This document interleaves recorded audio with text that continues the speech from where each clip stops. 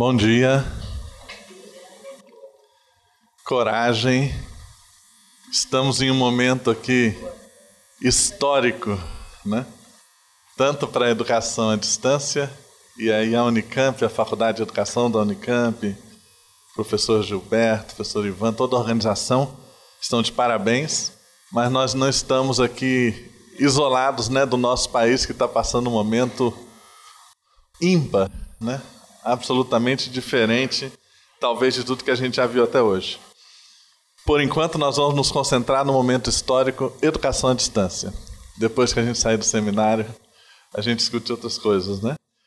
E nós hoje temos a alegria, a satisfação de podermos ter algumas discussões muito importantes nesse início da manhã. Eu sou Luciano Sattler, eu sou diretor da Associação Brasileira de Educação à Distância e diretor de Educação à Distância da Universidade Metodista de São Paulo. E a mim coube a honra de ser o mediador dessa primeira mesa com a professora doutora Maria Elizabeth Bianconcini Trindade Morato Pinto de Almeida. Pelo nome você vê que é uma pessoa super importante, né? Mas o nome diz muito, mas quem é do mundo da educação e do mundo da EAD dispensa apresentações pelos livros, pelos textos e pela orientação que tem nos dado ao longo dos anos com as suas pesquisas, e ela vai nos trazer uma apresentação sobre a relevância da integração das tecnologias digitais de informação e comunicação ao currículo na educação superior. E em seguida, com a professora doutora Eliane Schlemmer, faz um trabalho belíssimo também na Unicinos, muitos textos, muitos livros, muita pesquisa. E eu creio que aqui nós temos talvez gente que esteja no momento inicial da EAD, mas quem já está na educação à distância conhece as duas e conhece a relevância do trabalho também da professora doutora Eliane. A professora Eliane vai falar sobre inovações da educação superior com e por meio de dispositivos móveis. Então, eu peço a gentileza, então, a professora doutora Maria Elizabeth que comece, e depois nós seguiremos para a professora Eliane. Bom dia a todos. É um prazer muito grande estar aqui participando deste evento tão importante da Faculdade de Educação da Unicamp. Eu agradeço muito o convite, pelo trabalho que eles vêm realizando aqui na Unicamp também, pela cooperação que nós sempre tivemos com diferentes grupos que atuam com tecnologias na educação e educação à distância aqui na universidade. E eu acho que é importante eu colocar um pouquinho de que lugar eu falo, para que vocês possam entender um pouco da linha de pensamento que a gente vem desenvolvendo e que eu trago aqui. Então, eu, neste momento, eu atuo no pós-graduação em Educação e Currículo da PUC, um momento que já dura um bom tempo, né, mais de 17 anos, mas eu venho de uma formação em matemática, inclusive, e comecei a trabalhar com informática na educação a partir de uma atividade que eu fiz aqui na Unicamp, em 1989, que eu fui do Formar 2. Na época eu era professora na Universidade Federal de Alagoas e vim fazer um curso de especialização em informática na educação. Eu já trabalhava com ensino de informática na universidade, naquela época era essa a denominação, né? E tinha aí uma série de dificuldades para realizar o meu trabalho, sobretudo porque meus alunos não eram do curso de computação. E a computação era para os especialistas e não para os demais alunos. Os demais poderiam pensar abstratamente sobre o que era interagir com o computador. E foi com esta questão que eu entrei no mundo da informática na educação. E nunca mais saí dele, minha vida mudou por conta disso. E, então, isso é parte inerente da minha vida. E aí, na PUC, onde eu fiz meu mestrado e doutorado, eu adentrei também para as questões de currículo, e foi quando começou a ficar claro para nós que currículo e tecnologias eram coisas que, enquanto concepções, nasceram separados, não é? Tinham áreas muito distantes uma das outras, e cabe a nós pensarmos a este respeito. Quer estejamos falando de educação presencial, quer à distância, ou mesmo híbrida e blended.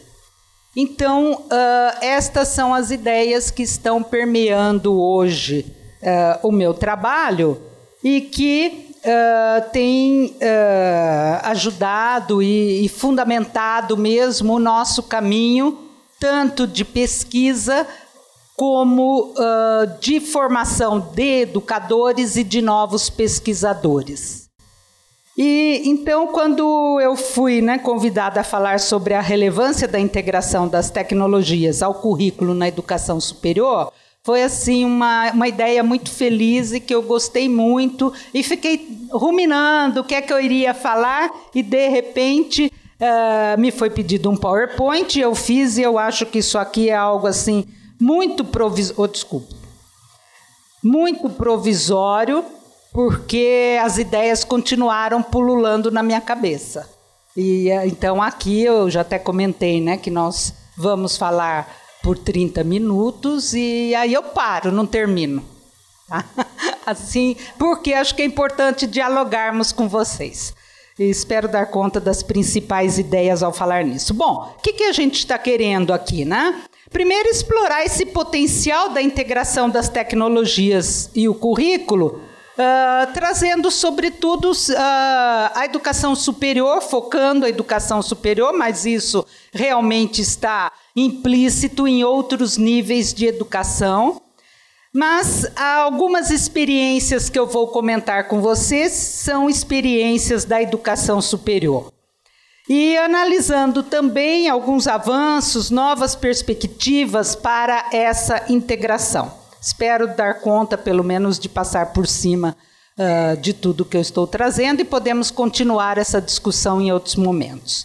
Bom, que questões nos movem hoje, Uma delas é como os estudantes de hoje se relacionam com as mídias e tecnologias. E como nós estamos incorporando essas mesmas mídias e tecnologias ao currículo. Me parece que há um gap muito grande entre o que eles fazem nesse relacionamento com as tecnologias no seu cotidiano e o que nós estamos fazendo com as tecnologias nos processos de ensino-aprendizagem e mais problemático ainda quando falamos do currículo. E por quê? Porque nós tentamos, e quando eu falo nós, somos nós que temos as salas de aula, são as políticas públicas, são os cursos que são oferecidos, sobretudo os cursos online, onde está tudo evidente, registrado para que se possa verificar. No presencial acontece a mesma coisa, mas o online tem um registro que se torna explícito e evidente mesmo, que a forma como nós incorporamos as mídias e as tecnologias ainda não tem muito a ver com o que os estudantes fazem no seu dia a dia e na cultura cotidiana mesmo, Está muito distante. Portanto, nós não levamos em conta essas práticas. Aí é outra questão. Então, como é que nós podemos fazer para levar isso em conta? E aí, falando especificamente do currículo, será que nós exploramos o potencial da imersão, multimodalidade, multimobilidade, os fluxos das informações, a presença transparente de diferentes dispositivos e mídias no cotidiano e a convergência entre eles? Ou nós ainda estamos focados muito nos AVAs convencionais, nos dispositivos tipo computador, laptop, começamos a olhar para os dispositivos móveis, mas ainda timidamente? Como é que isto vem acontecendo? E será que com tudo isso, sobretudo quando falamos dos dispositivos móveis que acompanham as pessoas a todo lugar, que está na mão de todo mundo, a conexão está ali a todo momento, será que nós estamos explorando essas possibilidades de integração com os distintos espaços sociais de cultura e de trabalho? Tem uma riqueza muito grande aí, o profissional que está no seu trabalho, ele está portando o seu dispositivo no móvel, e esta atividade que ele executa no trabalho pode se tornar objeto de estudos da própria formação. Isto vale para todos os profissionais. Para o professor, a prática dele pode se tornar objeto de estudos da própria formação, ou seja, a aprendizagem pode acontecer em situações autênticas. Os diferentes espaços de cultura são espaços importantíssimos para a aprendizagem. Eles estão sendo incorporados à nossa prática? Me parece que não, ao contrário, o que vem acontecendo é uma exigência de que o professor faça toda essa integração, principalmente o coitado do professor da educação básica, que é pedido a ele que integre com a cultura, com os outros espaços, mas ele que tem que fazer sozinho, ele que tem que buscar. Quando esses espaços oferecem um grande potencial, e tem, muitas vezes, até educadores que podem ajudar o professor nesse seu desenvolvimento, ao invés de colocar mais carga de trabalho em cima dele. Então, como é que isso pode ser feito? A própria universidade faz essa integração nas suas práticas, né? Por que será que os nossos alunos da universidade vão para os barzinhos no meio do período de aula? Na PUC tem um barzinho em frente que se chama Terceira Aula. É bem significativo, né? Nós já tivemos estudos feitos lá, nossos alunos, o professor Valente e eu, trabalhamos com uma disciplina que a gente estuda exatamente o potencial desses contextos, e nossos alunos estiveram lá no barzinho conversando com os alunos da PUC, que no horário da terceira aula estavam no barzinho. E é muito interessante as coisas que eles dizem. Então, a aula é chata, o professor é chato, nada tem a ver com a vida dele. E o bar tem tudo a ver com a vida dele. E ali rolam conversas muito interessantes. Eles discutem futebol, discutem política, discutem tudo. Há um espaço ali que pode fomentar novas aprendizagens. Mas nós não olhamos ainda suficientemente para isso.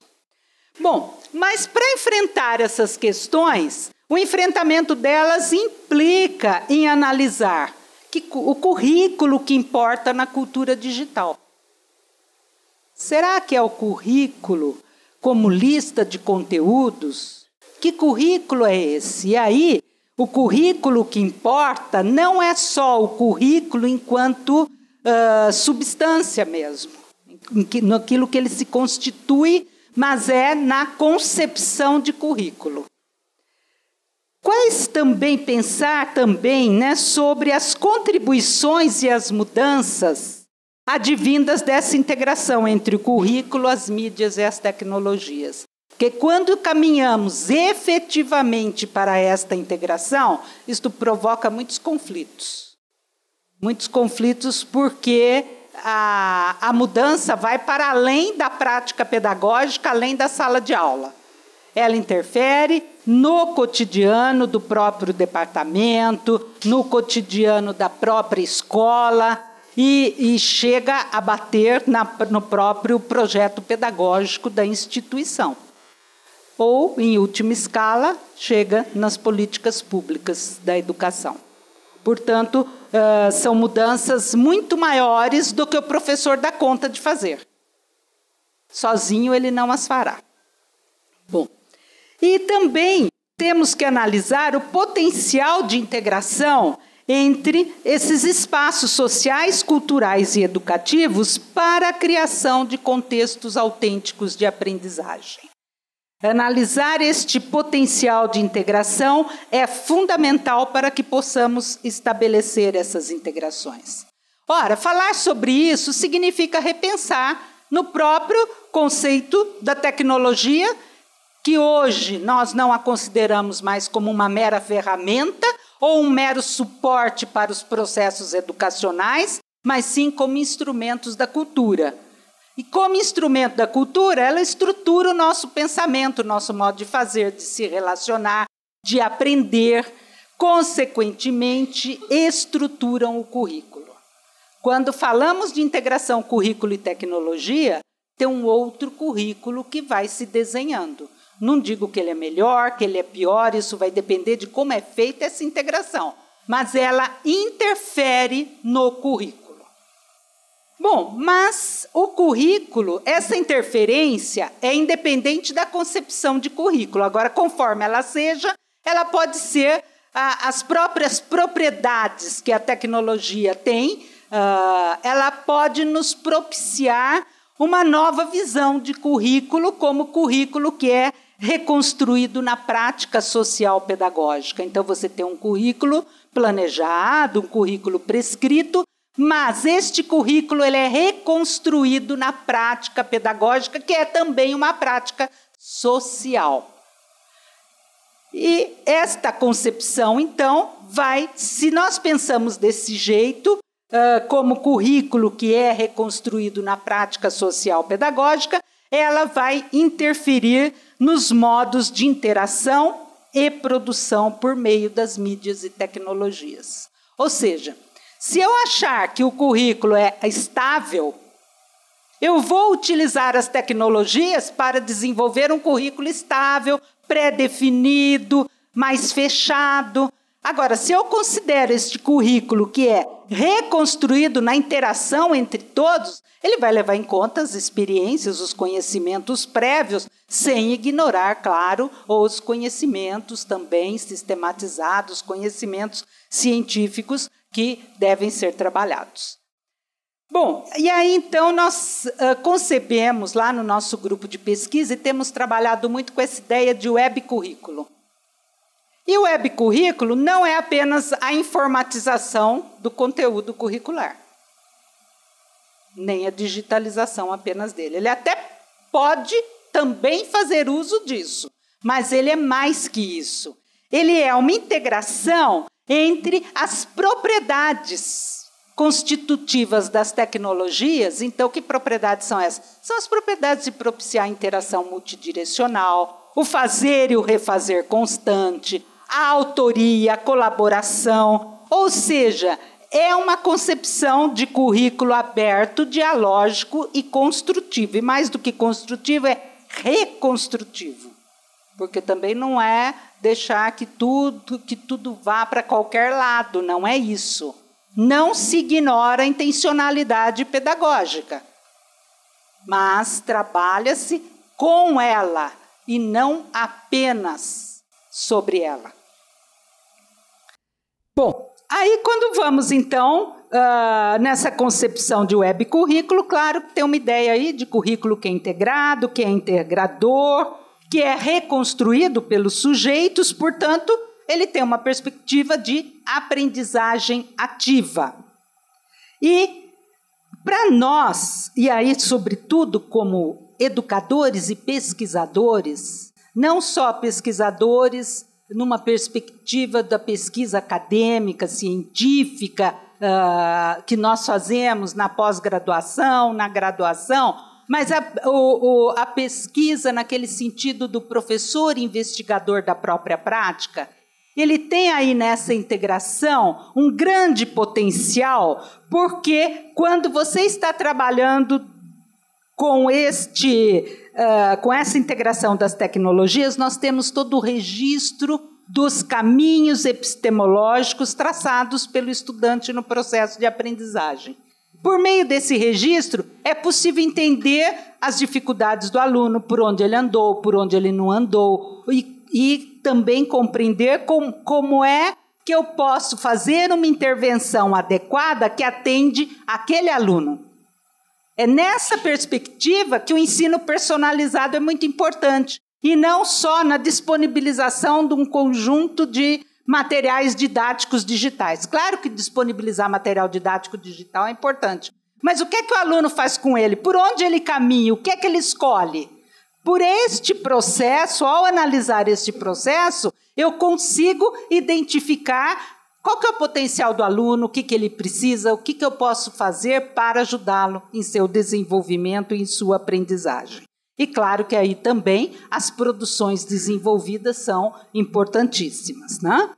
Bom, mas este currículo ele não tem ponto de partida único, nem ponto de chegada. Ele tem múltiplos caminhos. Por isso que a gente fala até de web currículo no plural. Bom, o que é que nós temos feito hoje, né?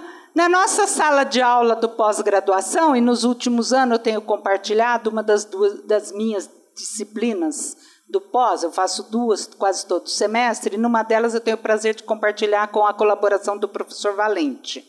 E a própria disciplina nossa é objeto de investigação para nós e para os nossos alunos. Então, ela tem, sim, uma intencionalidade, ela tem uma ementa que define, né, o conteúdo que vamos trabalhar, mas ela própria é o espaço de vivência dessas ideias que nós temos trabalhado. E nos últimos semestres, nós temos trabalhado com narrativas digitais. Não a narrativa apenas como objeto de estudo sobre o que é uma narrativa digital, mas a narrativa como um organizador cognitivo e criativo do trabalho do aluno. Ou seja, nós usamos esse termo janela da mente do aluno, da sua trajetória de aprendizagem e da construção do currículo. E aí nós temos narrativas curriculares, porque as narrativas curriculares são inerentes dos alunos, e cada aluno tem uma narrativa curricular.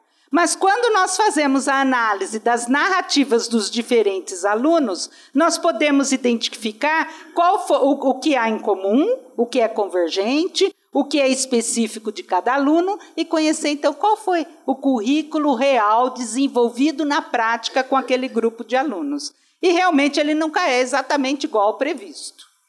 E graças a Deus, né, ele é sempre muito maior e mais rico do que aquilo que foi planejado. Bom, e ele, então, vai trabalhar, claro, com múltiplos enredos, né? Múltiplas histórias, e ele gira em torno da experiência. A narrativa, ela é construída e reconstruída no processo. E trabalhamos, inclusive, nos últimos semestres, analisando distintos contextos de aprendizagem e buscamos fazer inter-relações entre conceitos colocados em ação, significados e sentidos. Isso tem influenciado tanto, não só o nosso trabalho, como de nossos alunos, que ele extrapola a nossa prática. Ele vai para a prática de alunos nossos em escolas, em outras universidades, e, inclusive, ele subsidiou, né, essa forma de trabalhar o currículo, subsidiou os núcleos que nós escrevemos no curso de especialização Educação na Cultura Digital do MEC, cujo conteúdo foi concebido com a coordenação da Universidade Federal de Santa Catarina. Então, o professor Valente e eu criamos com dois alunos nossos e ex-alunos do doutorado, nós criamos os núcleos Aprender na Cultura Digital e Currículo e Tecnologias, que são os núcleos de base deste curso e cujas concepções permeiam como um todo a proposta do curso. E a narrativa digital, então, naquele curso, ela é uma estratégia de aprendizagem e também do ensino, que é viabilizado por meio do curso, e, para nós, ela é de investigação. Na nossa sala de aula, a investigação vai se dando no próprio processo com os nossos alunos de pós-graduação também. No caso de um curso de especialização, os professores também trabalham com a investigação da prática que eles desenvolvem nas escolas com o uso de tecnologias. Bom, o exemplo que eu vou falar um pouquinho mais é um estudo que nós temos feito justamente sobre essa integração entre contextos de aprendizagem, formais, não formais e informais. Então, teve um semestre que nós visitamos virtualmente, alguns, outros presencialmente, diferentes contextos formais de aprendizagem, quer fosse da educação básica, quer fosse do ensino superior, e até MOOCs foram também visitados. E aí fomos analisar como é que isso vinha sendo integrado no trabalho dos alunos e no próprio estudo nosso em sala de aula. E tinha um potencial muito grande, muito maior do que nós ficarmos falando sobre o que é contexto formal e coisas desse tipo. Em outro momento, num outro semestre, nós fomos analisar os contextos não formais. Por exemplo, os museus, as exposições. E aí foi fantástico descobrir o grande potencial desses espaços, né? As exposições de ciências, inclusive, e ali tem assim, algo importantíssimo que é pouquíssimo explorado, e mesmo quando os estudantes visitam, é muito mais como um passeio do que como um espaço efetivo de aprendizagem. Isso ajudaria muito o desenvolvimento do trabalho do professor, inclusive, e enriqueceria as aprendizagens. E até os contextos informais, que, como, por exemplo, foi o caso do bar Terceira Aula. Uma outra aluna foi no Ibirapuera, outra foi numa balada. Fizemos de tudo lá, e foi muito divertido descobrir como esses espaços têm potencial de aprendizagem e como pode enriquecer o nosso trabalho de educação formal, trabalhando com situações autênticas da vida dos nossos estudantes. Bom, essas narrativas, elas podem ser... A narrativa digital, para nós, ela não deve ser um objeto apenas de estudo sobre que mídias e tecnologias utilizar. Nem pode ser o dificultador do aluno, porque se você diz, vamos todos agora trabalhar com o Prezi, é um horror, né? Porque tem aqueles que detestam o Prezi e tem aqueles que navegam com a maior maravilha. Então, o recurso é escolhido pelo aluno, e ele pode, inclusive, integrar diferentes recursos. E nós é que vamos tentar entender o que é que ele fez ali com aquele recurso. Então, é sempre de livre escolha, e eles vão registrando essa experiência e nós vamos fazendo análise em sala de aula das narrativas. Agora, o fundamental é trabalhar com a narrativa não para olhar apenas o produto final, que ele é lindo. Tem muitas que eu posso até mandar link para vocês num outro momento, porque aqui tomaria muito tempo para navegarmos por ela. Mas o essencial é que esta narrativa seja analisada em processo. E é por meio do que está ali registrado, o espelho da mente do aluno, que nós vamos entender o que ele está aprendendo, o que precisa mais ser visto naquele espaço que ele visitou, que questões têm que ser levantadas, que conteúdos estão ali envolvidos e que precisam ser explicitados para compreender efetivamente o seu significado. Agora, é claro que a narrativa, ela é o espelho da mente, mas ela é o espelho da mente muito além do cognitivo, né? Parecem as emoções, a relação do sujeito com o mundo, com ele mesmo. Então, é um trabalho assim, muito rico, muito transformador mesmo. E ele tem como base esse fazer e refazer contínuo e o diálogo reflexivo. Bom, o que é que nós conseguimos identificar, então, do processo dos alunos, né? Os avanços, as dificuldades, as descobertas, o modo de representar e se relacionar com o conhecimento, as relações que eles estabelecem entre eles e também as relações que eles estabelecem com o conhecimento que está sendo trabalhado, com o próprio contexto que ele vai explorar, investigar. Todas essas relações vão ficando claras pela narrativa. E aí é muito legal, porque fica muito claro para nós esta ideia de que tem um currículo real, que é experienciado na prática, e um currículo planejado. Eles não concorrem entre si, ao contrário. O currículo planejado, ele é uma espinha dorsal que guia a minha intencionalidade pedagógica. E o real é aquele que se concretiza nas relações e que a gente tem o privilégio de poder analisar e identificar, porque temos o registro dos processos e das produções. Bom, essa integração, então... obrigada, ótimo. Com esta integração que nós fizemos, nós percebemos esta importância de trabalhar com contextos complementares e coordenados, envolvendo tanto o formal como o informal e o não formal, né? E algo que não esperávamos e que surgiu de todas as nossas atividades foi esta possibilidade de recontextualização das experiências para diferentes situações. Tivemos aluno que pegou a ideia e assumiu a narrativa como sendo a metodologia da própria tese. Já foi defendida pela Valdenice Minatel de Cerqueira, que é a coordenadora de tecnologias do Colégio Dante Alighieri. Outra aluna que já qualificou e está para defender, que levou a proposta para um curso de mestrado profissional de uma Universidade Federal de Minas Gerais, não a Federal de Minas, mas acho que é Itajubá. E lá ela fez a atividade com os mestrandos de ensino das ciências, e aquilo também foi um objeto transformador, e os professores levaram para suas salas de aula, alguns professores universitários e outros levaram para as escolas. Claro que o conteúdo da narrativa é específico de cada uma dessas situações, mas o potencial desta narrativa de aprendizagem e de ferramental mesmo para o professor poder orientar melhor os seus alunos, propiciando melhor a aprendizagem, é fundamental. Isto, para nós, é algo que nós não abrimos mão. Hoje, o nosso estudo na disciplina é com o pensamento digital, né? O pensamento computacional, aliás. O que é pensamento computacional? Que hoje se fala muito do pensamento computacional como atividade de programação.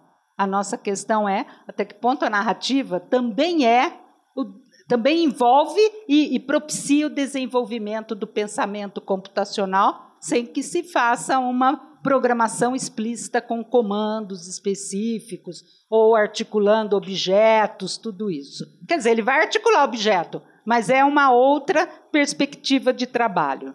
E estamos surpreendidos com o que estamos encontrando. Claro que toda metodologia e todo recurso tem potencialidades e tem limites. Então, nós estamos analisando isso.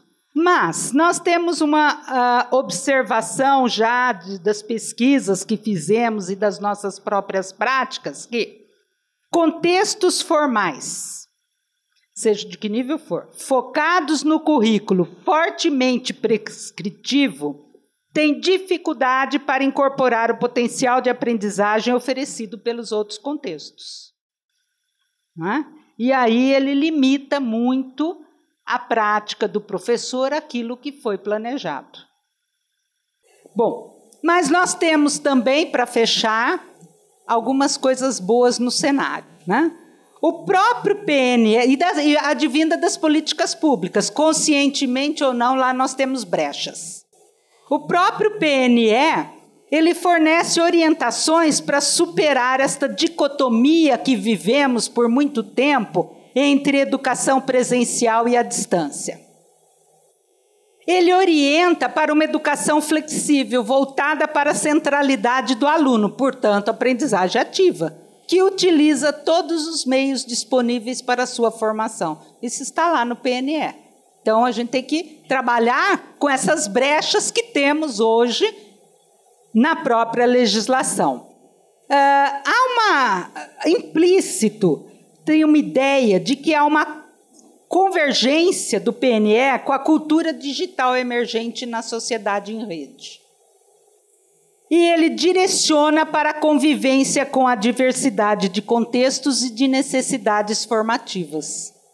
Portanto, temos aí um apoio por onde nós podemos caminhar.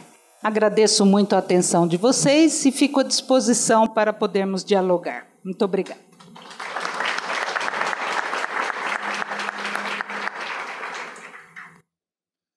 Eu perguntei aqui à professora Eliane se a professora Elizabeth e o professor Valente tinham feito propaganda. Me parece que não fizeram, porque eles são humildes demais. Tem um livro que eles escreveram que se chama Tecnologia e Currículo, Trajetórias Convergentes ou Divergentes, pela editora Paulus.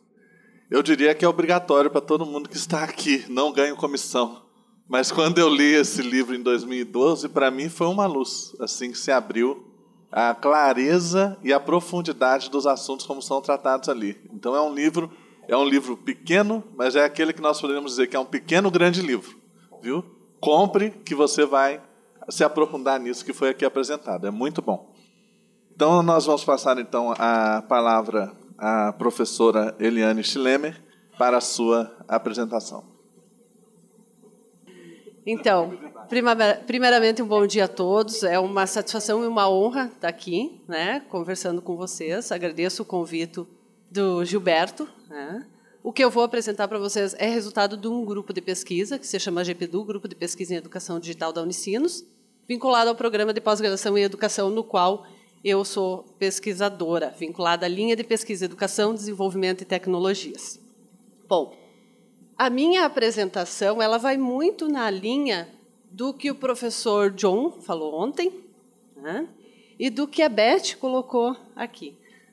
Eu sou formada em magistério, normalista, portanto, que vou depois para a informática, faço um curso de informática, de graduação, e na informática eu encontro a informática na educação, através de um projeto pioneiro, que foi desenvolvido em Novo Hamburgo, uma cidade do Rio Grande do Sul, que se chamava Do Aipim ao Computador, desenvolvido pelo Ernesto Sarlé, secretário de Educação na época, em parceria com o Laboratório de Estudos Cognitivos da URGS, Léa Fagundes, que foi meu orientador de mestrado e doutorado. Faço mestrado em Psicologia do Desenvolvimento, então vou da informática para Psicologia do Desenvolvimento. Por quê? Porque justamente o CEPIC era um lugar onde a gente atuava com crianças desde a educação infantil até o 5º ano, e a gente fazia pesquisa, porque era o início. Então, eu tive que começar a fazer pesquisa muito cedo. E quem dava esse suporte para nós era o Laboratório de Estudos Cognitivos da URGS. E lá eu conheci o Valente também, porque muito da bibliografia que a gente estudava era a produção da Léa e do Valente, e muito fundamentada em Piaget. Então, no início, a minha trajetória vem daí. Claro, depois com a minha entrada no mestrado, fui conhecendo Maturana, Varela, e agora, mais recentemente, Latour. Então, vou me aventurando. As minhas questões de pesquisa, elas são de nível epistemológico e ontológico. Me interessa saber como é que as pessoas aprendem e o que está mudando nessa questão em relação às tecnologias. Tá? Então, vou mostrar para vocês um pouco o que a gente vem fazendo. Então, a gente começa sempre pela leitura do cotidiano. O que acontece? Bom, eu tenho essa trajetória de escola. Eu comecei minha vida profissional como professora municipal. Então, eu acompanho as crianças, eu nunca me desliguei ou me desvinculei da escola. E vou para o ensino superior e começo a perceber assim, bom, as crianças, elas estão se desenvolvendo a partir da interação com outros meios, que não necessariamente são os que a gente utiliza, porque a gente não se desenvolveu com esses meios, eram outros meios com os quais a gente interagia. O que está mudando nisso tudo? E daí eu sou convidada para dar aula no curso de jogos digitais. Puxa vida, jogos digitais. É uma piazada que vira a noite jogando. E eles vão lá me escutar como? Como vai ser a minha prática? Como é que eu vou trabalhar com esses sujeitos? Então, surge muito em função dessa inquietação com o cotidiano da docência no ensino superior. Quem são, na verdade, esses atuais sujeitos da aprendizagem e como é que eles aprendem? Quando eu trabalho com as meninas na pedagogia, muitas já são professoras, já estão atuando, porque fizeram magistério. E outras não, vão atuar depois. Mas qual vão ser os sujeitos delas? São essas crianças, essa geração. Então, o que a gente vê? Isso é uma cena muito comum, não é? E muitas vezes os pais, os professores ficam preocupados. Esse pessoal não se socializa. Isso não significa que eles não estejam se socializando. O que acontece ali? Eles estão num grupo de adolescentes, só que, para além disso, a rede possibilita ampliar para aqueles que não estão ali. Então, tem essa possibilidade de uma socialização ampliada. Essa imagem eu sempre levo para todos os lugares que eu vou. Por quê? Porque Latour vai dizer que a gente tem uma tendência a separar os híbridos, não é? Ou é uma coisa ou é outra coisa, e não as duas juntas. O que está acontecendo ali? Tem duas meninas que vocês estão vendo ali. Vamos conversar um pouco. Vocês trouxeram um dispositivo móvel? Estão com eles aí? Estão conectados na internet? Então, tentem baixar 2 aplicativos. Um é Fantasma no Museu e o outro é Invino Veritas. Tá? Tanto para Android quanto tanto na loja da Apple, né? Quanto na Play Store. Quem tiver a possibilidade. O que está acontecendo ali, né? Deixa eu pegar esse. Vocês conhecem isso que está na tela? Foi falado sobre isso ontem. O que é isso aqui? Quem conhece? Hã? Não, isso que está na tela da menina ali, ó. Minecraft. Tá? E olha lá, o que será que está acontecendo lá? Uma sessão de Skype. Então, o que acontece? Eles se reúnem no espaço presencial físico, certo?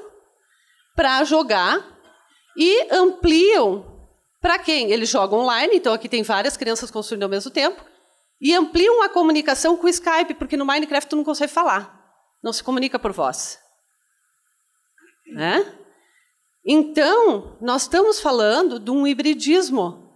E hibridismo para nós é a partir de Latour que eu busco subsídio.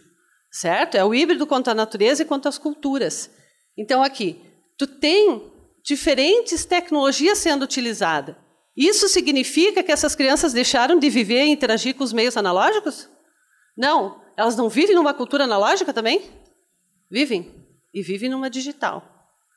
Né? Vejam isso aqui. Ontem nós falávamos, né, como as crianças aprendem, e hoje a Beth falava também sobre isso na apresentação dela. Isso eu pedi licença, tá? Para invadir o WhatsApp, peçam licença para os filhos, eles deixam a gente olhar. Isso é um grupo que foi criado por alunos, né? Isso acontece sem a escola muitas vezes saber, né? Como foi esse caso? Ó, observem a hora que eles mandam, 21h19, e o que está escrito ali, ó. Eu criei esse grupo porque eu sei que muita gente gosta de estudar um com o outro. Então, estudem nesse grupo. Aí vem uma dica para nós. Com o quê? Mandem imagens, vídeos, mensagens de voz, o que quiserem. Estão vendo? Não aparece texto escrito ali. Vocês já viram os canais dos YouTubers? Eles passam horas vendo aqueles vídeos. Como é que a gente faz um vídeo para a educação à distância e a gente não consegue fazer com que as pessoas fiquem ali alguns minutos? Nós temos que olhar para esse negócio e aprender o que está acontecendo ali, por que eles ficam tanto tempo. Né? Então, a segunda questão. Né? A primeira era a insatisfação com as práticas no ensino superior.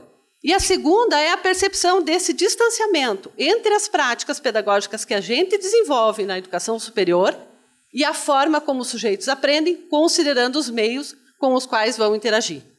Indo mais adiante, na pedagogia, o distanciamento daquilo que a gente faz com o que elas encontram na escola, com os sujeitos da aprendizagem que elas encontram lá, com as tecnologias que esses sujeitos utilizam. Então, é isso que a gente tem que começar a se preocupar. E aí eu pergunto, né? A gente adora dar uma denominação, né? E aí a gente classifica e rotula tudo e divide, separa e compartimentaliza. Cultura digital, cultura gamer, cultura maker, é o nome mais da moda, né?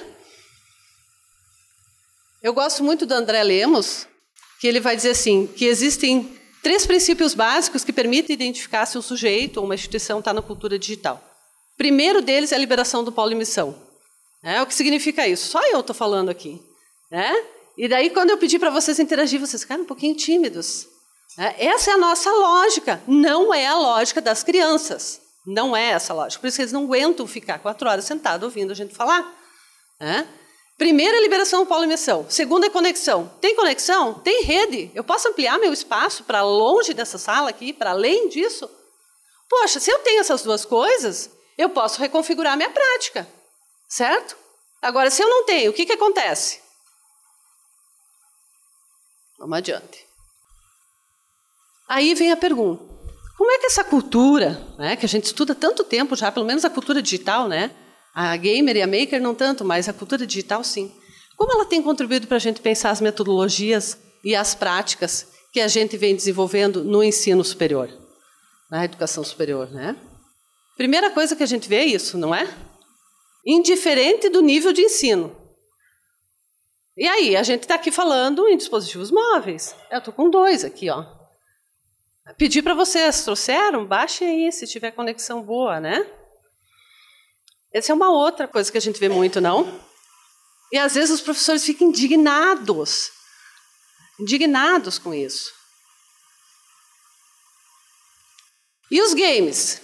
E a gamificação? Que contribuições eles podem trazer para a educação superior? Quem conhece isso? Ergue a mão quem jogou.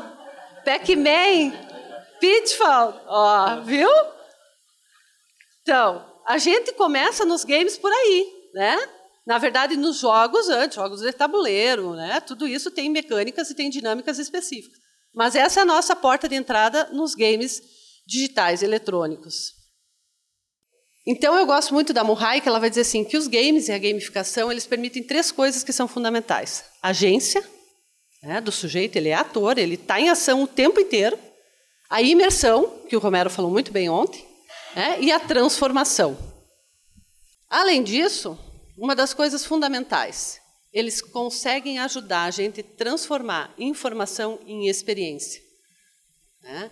E quando a gente fala nisso, e é uma experiência que é vivenciada, onde eles têm ação, onde eles não são espectadores.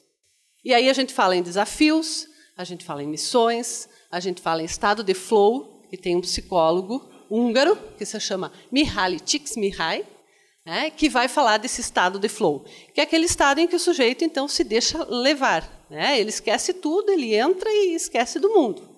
Ele está imerso, completamente imerso. E o famoso nível de XP. Quem sabe aqui o que é nível de XP ou XP? Ergue a mão. Quem tem filho pequeno, fala. É professor? Tu é professor? Tu é professor? Professor de inglês. O que é XP, então, para ti? Isso, é a experiência que você adquire quando você joga, principalmente os Massive Multiplayer Online RPG. Tu tem missões, conforme tu desenvolve aquela missão, tu ganha experiência, nível de experiência. EXP ou XP. Bom, nessa perspectiva, quando a gente pensa nessa relação games e educação, tem pelo menos 2 perspectivas e elas se abrem em tantas outras. Uma delas é a aprendizagem baseada em games. E aí você tem os famosos jogos educacionais, que normalmente são chatos, né? Eles não gostam, porque a concepção pedagógica que está por trás é muito diretiva. Os jogos comerciais, como Age of Empires e tanto outros que trabalham, tu pode explorar para trabalhar história, enfim, né? Jogos que permitem ao sujeito criar seus próprios jogos. E ontem nós falamos em Game Maker, acho que foi o Romero que falou, de um primeiro curso que ele deu de Game Maker, e coincidentemente foi também o primeiro que eu usei num curso de ascensão, né? O própria linguagem e filosofia Logo, que a gente podia construir, né? Eu sou das tias do Logo, quase vó, né? Que podia construir os jogos. E o Scratch, hoje tem outros, tem Kodu, enfim, tem uma variedade de softwares que permitem que o sujeito crie os seus próprios jogos. E a outra perspectiva, que surge muito forte, é a gamificação. Uma coisa muito importante, gamificação não é game, é pensar as mecânicas e as dinâmicas que estão presentes nos games, que fazem com que os sujeitos se sintam engajados em contextos que não são jogos. Por exemplo, no contexto educacional. Né? Então, eu vou lá, vou olhar o sujeito jogar, vou jogar e vou perceber o que me mantém engajado. Qual é a mecânica, o que daquele funcionamento do jogo faz com que eu me engaje.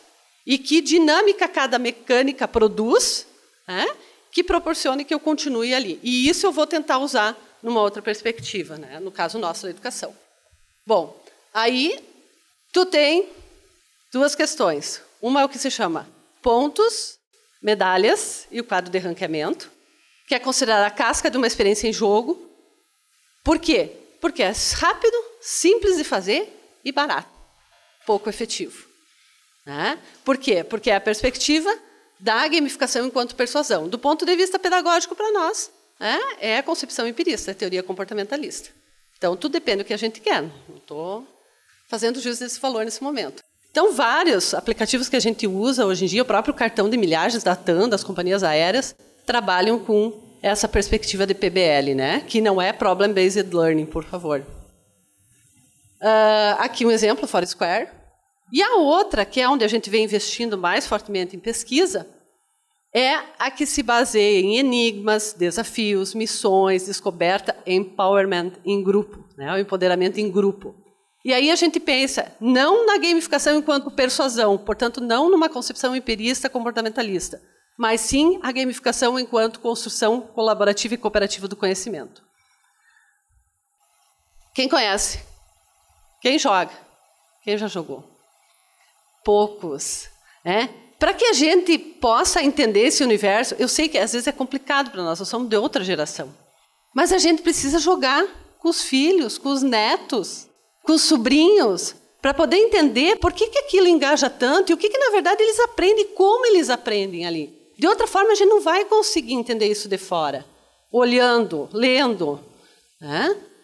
Bom, e aí a gente começa a se perguntar, ok, cybercultura, cultura analógica, digital, híbrida, o que muda na verdade?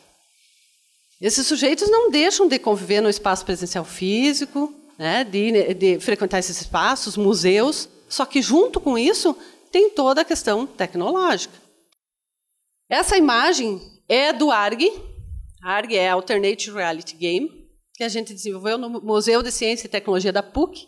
Eu lembro do que a Beth falava antes, dos outros espaços para além, que eu pedi para vocês baixarem, quem tivesse vontade, que é o Fantasmas no Museu.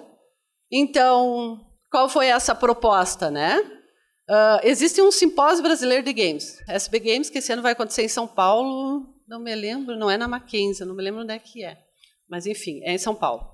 Em setembro, antes do da BED. Então, portanto, dá para ir para o DSB Games e depois já ir para o da BED em Água de Lindóia. E a gente vai fazer pela segunda vez o SB Games Kids in Teens. É um evento feito com crianças, organizados por eles, e os pesquisadores são só apoiadores. A gente ajuda eles a viabilizar o que eles querem.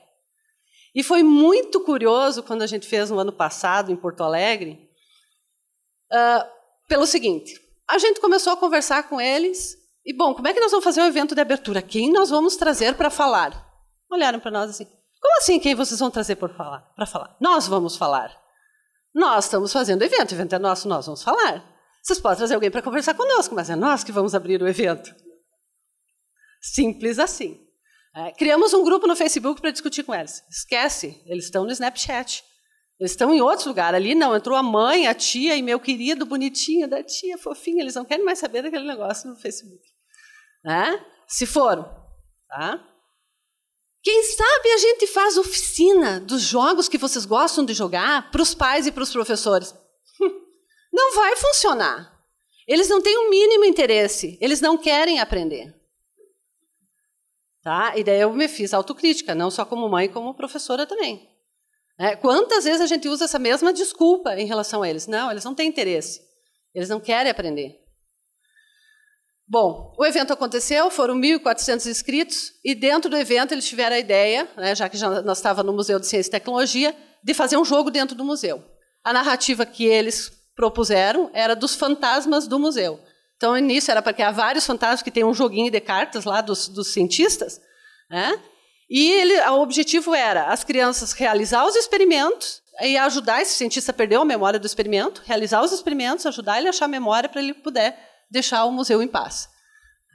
E aí construímos as narrativas, fizemos com o grupo de pesquisa a parte do software baseado em internet. Chegamos lá, internet horrível, vou contar para vocês tudo, até o que não funciona. Isso é o fundamental.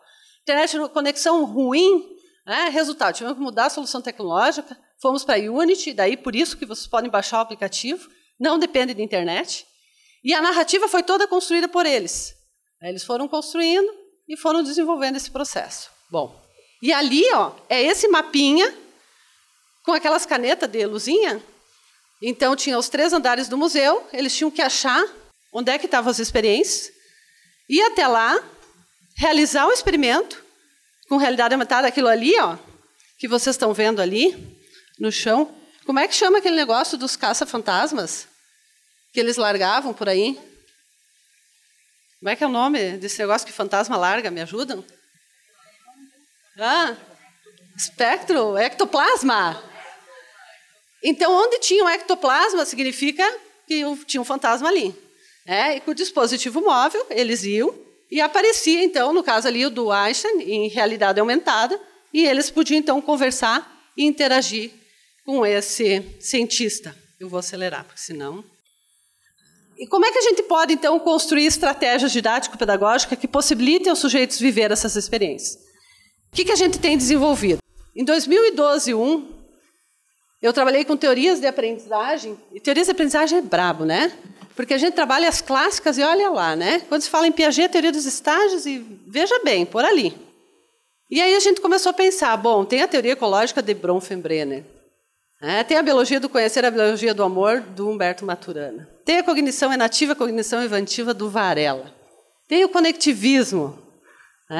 Tem tantas outras. Então, a gente trabalhou na perspectiva de projetos de aprendizagem, de sala de aula invertida, e trabalhamos com QR Code by Odd, Traga seus dispositivos. Então, cada grupo se apropriou de uma dessas teorias, foram em busca de informações sobre isso, e, a partir disso, criaram os seus QR Codes e distribuíram na universidade, com pistas.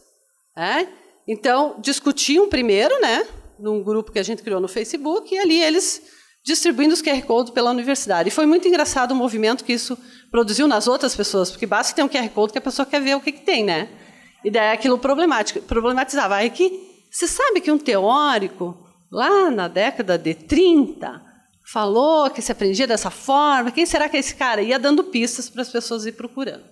Aí um momento também desta prática, num dos espaços que a gente tem na Unicinos, lá no Laguinho, está ali a Edmeia Santos, e a Gaia Moretti, que é uma pesquisadora italiana, que estava discutindo com as alunas da pedagogia e das licenciaturas. Vou acelerar. Bom, aí a gente aprendeu algumas coisas com essa prática, mas até aí nós não estávamos pensando em gamificação, nada disso. A gamificação surgiu por causa de uma outra vertente de pesquisa que eu tenho, que é os mundos virtuais em 3D, que ontem o Romero falou. Por quê? Porque a gente fez um projeto na área de anatomia, e quando a gente modelou um dos sistemas, que foi o renal, a gente modelou o cardiovascular, o respiratório, o renal, e agora a gente está montando o sistema nervoso. A gente fez cada um com um determinado nível de imersão, para ver como é que a coisa acontecia. E no renal, o avatar entrava pela artéria e ia percorrendo todo o sistema até chegar na urina. E lá pelas tantas a gente resolveu colocar alguns enigmas e algumas pistas, mas totalmente despretensiosamente. E quando os alunos começaram a interagir com esses negócios, disseram, mas isso é um jogo. Isso é um jogo. E aí a gente, opa, tem alguma coisa aí. E eles passavam o tempo inteiro da aula e não queriam sair, ficavam no intervalo, aluno de curso superior, das disciplinas de anatomia. E aí foi que a gente começou a pensar na questão da gamificação vinculada a isso. Então, vocês veem que essas duas experiências que eu falei para vocês são no presencial físico. Depois eu vou falar de uma distância, vou ter que fazer rápido. Então, essa foi para o curso de jogos digitais. A disciplina era cognição em jogos digitais. Então, nós tínhamos 4 teorias, 2 mais epistemologia genética, de Jean Piaget, a biologia do conhecer, do Humberto Maturana, do Francisco Varela, o conectivismo e a teoria Torrede, do Latour. Então, o que a gente fez? A gente começou a organizar isso na forma de um jogo. Naquela época, a gente achava, vamos fazer fases. Isso tudo é aprendizagem que a gente vai construindo. Então, procuramos informações sobre essas diferentes teorias, criamos QR Codes e espalhamos pelo campus. Eles tinham que, em grupos, chegar até um lugar de um conjunto de QR Code, ficar ali e não dizer para os outros qual era a teoria que eles tinham pego. Ler os QR Codes, buscar as informações. Aí, depois, o que acontecia? Nós escolhemos 9 jogos indie, que eles nunca tinham jogado. E eles foram jogar. Enquanto um jogava, o outro observava. O que acontecia quando a pessoa estava jogando? Como é que ela aprendia a jogar aquele jogo? E depois invertia. Tá ali eles anotando, com um caderno, lá atrás vocês podem ver que tem filmadora, cada um anotou da forma que pôde. Aí, a partir disso, vamos ver o que tem aí. Um belo dia, conversei com um amigo meu que está em Genebra, na Suíça, e disse, olha, você pode falar para eles sobre games? E aí surge a ideia das pistas vivas. Como é que está o mundo dos games, o mercado de games, que era jogos, desenvolvendo de jogos, na Europa? Ele não, tranquilo, porque ele trabalha com isso lá. Criei os QR Codes e coloquei, para amanhã a gente tem as seguintes pistas. Imagina que vocês pudessem conversar com essa pessoa, o que vocês iam perguntar para ele? Então, eles tinham que ler as pistas, se tivesse interesse, procurar as informações, mas não tinham certeza que isso ia acontecer. No outro dia, eles chegaram na aula e estava lá o pesquisador por webconferência para falar com eles. Afinal das contas, eles procuraram as pistas, encontraram as pistas. O que eles tinham para perguntar? E daí foi um horror, né? Porque eles não imaginavam que o cara ia estar lá. Bom, depois disso, o tecelão, né? Tecendo as observações.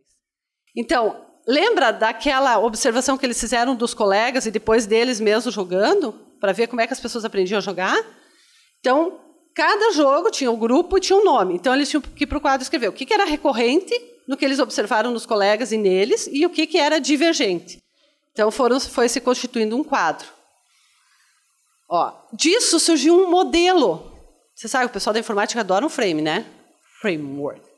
Adora um frame. Então, surgiu um modelo de como eles tinham que cuidar, quais eram os aspectos que eles tinham que cuidar, quando eles, como desenvolvedores, fossem pensar num game, num jogo, desenvolver um jogo. E esse mesmo modelo serviu para avaliar a própria produção que eles fizeram. Aí eles construindo esse momento, né?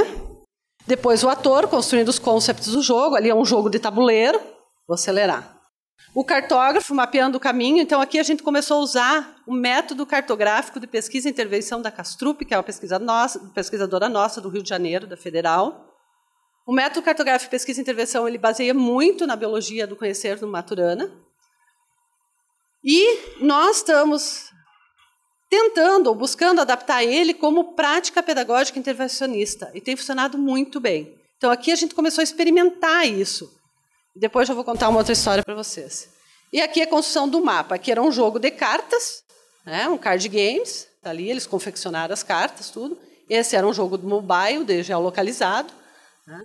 E aí vem desvendando os mistérios das teorias. Então, aquelas 4 teorias, eles saíam pelo campus. Primeiro, eles tinham que descobrir que área de conhecimento era aquele teórico que construiu aquela teoria. Saíam pelo campus da Unicinos buscando pistas que eram geolocalizadas na área de conhecimento na qual aquele teórico tinha formação. E aí eles encontraram na biologia, que é o Centro 2, Humberto Maturana e o Francisco Varela. E depois eles tinham uma webconferência, no caso aqui a Luciana Bax, que agora está morando na França, que foi a minha orientanda de mestrado e doutorado, que falou sobre Humberto Maturana com eles. Né? Latour. E aqui a Pista Viva, no caso, veio até a Unicinos e conversou com eles. Então, essa é um dos elementos também que a gente utiliza na gamificação. O tecelão, que foi a última fase. Tecendo... porque tinha um vídeo aqui. Essas regras e tudo mais, a gente fez... estão vendo? É a cartinha do jogo. E com realidade aumentada, eles deram informação sobre o que aquela cartinha significava no contexto do jogo. Assim, eles fizeram para cada cartinha. Isso é um jogo híbrido. Ele é analógico, ele é meio físico, é dadinho, moeda, papel, mas também ele é digital. E aí a gente trabalhou com achievements, que era quais eram os elementos pelos quais eles estavam sendo avaliados. Então, observador, explorador, ator, tecelão, cartógrafo, problematizador, colaborador e cooperador. Isso tudo tem teoria por trás, está muito bem explicado nos nossos trabalhos. Tá? A outra foi contexto em jogos digitais, que é a continuidade. E aí a gente já envolveu gamificação. E aí a gente entrou com a cartografia mais hard, porque a gente aprendeu lá com a Castrup que em fases não era uma boa coisa. Né? Porque, na verdade, o que acontece? A atenção do cartógrafo tem 3 movimentos fundamentais, que é o rastreio, o toque, o pouso e o reconhecimento atento. Certo? E isso acontece o tempo inteiro em ciclo. Então, tu dividir por fase é muito complicado. Então, isso a gente aprendeu nesse negócio. Vai para a experiência, vê o que acontece, volta para a teoria, estuda e vê o que dá para fazer. Então, cada missão dessas, a gente transformou em missão, tinha seus objetivos e tinha os seus achievements, sobre os quais eles estavam sendo avaliados. Paralelamente, nós começamos a desenvolver isso com a pedagogia que era online, tá? À distância. E aí vou correr. Aqui foi formação do grupo, usando uma técnica de design thinking que não foi legal, porque eles tinham que se...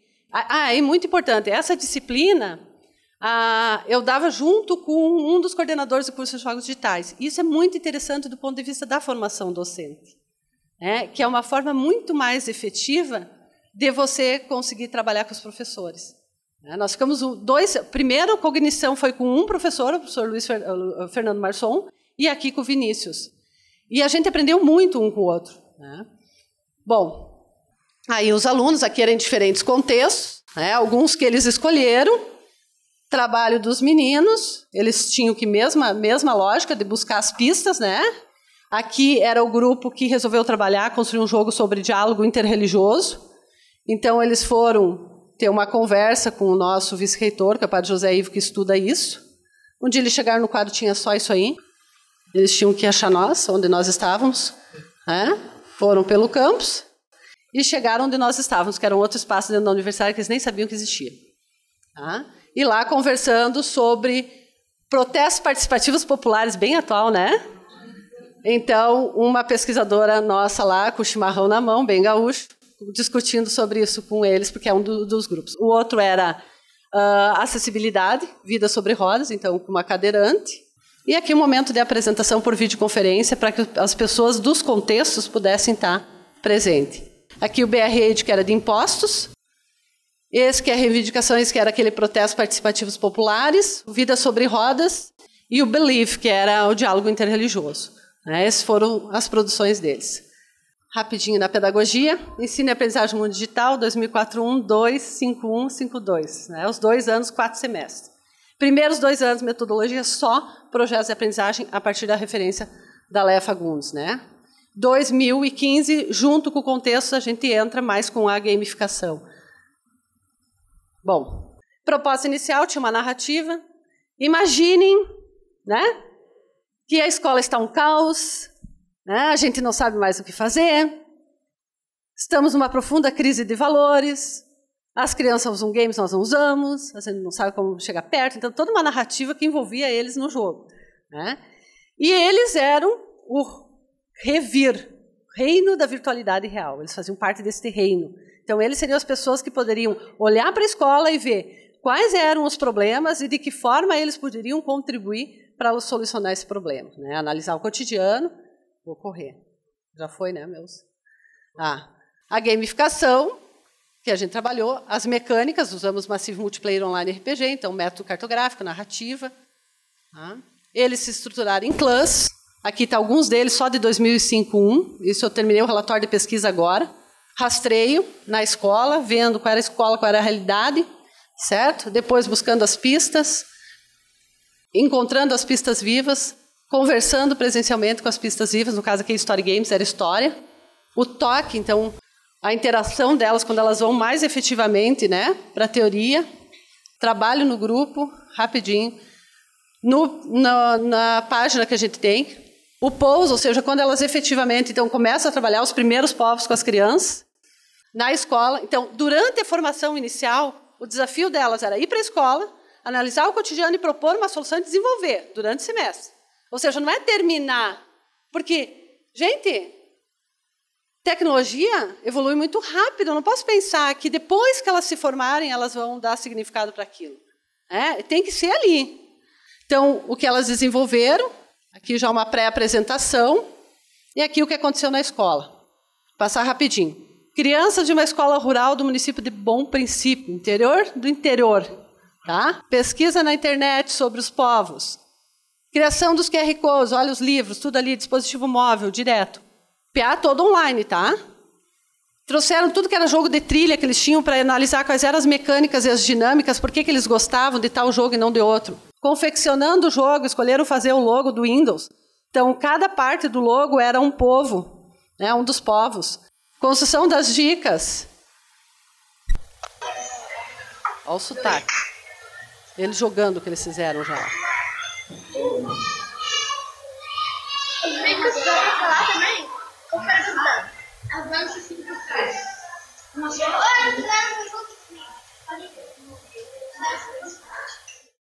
Aqui eles usando para geografia, o mesmo jogo, a professora de geografia se envolveu, a professora de arte. Essas explicam um pouco melhor.